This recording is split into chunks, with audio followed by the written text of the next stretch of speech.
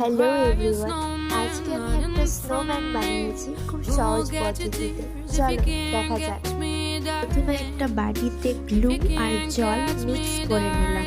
Tissue পেপারগুলোকে কাট করে নেওয়ার পরে বেলুনটিকে ফুলিয়ে নিলাম, তার উপরে টিস্যুগুলোকে অ্যাপ্লাই করলাম। আমি একদিন রেখে দিয়েছিলাম, তারপরে বেলুনটিকে কাট করে নিলাম। কার্ডবোর্ডটিকে নেওয়ার পর ব্ল্যাক পেপার দিয়ে কাভার করে দিলাম।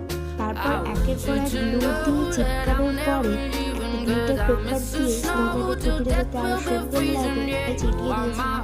এরপর টিস্যু দিয়ে বানানো যে বলটা আমি দুটো বানিয়েছিলাম, আটা দিয়ে চিটিয়ে দিলাম।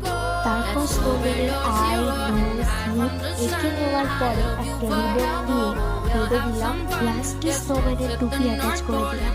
আমাদের স্নোম্যান একদমই রেডি। তোমাদের এটা কেমন লাগবে কমেন্ট করে জানাও। বাই।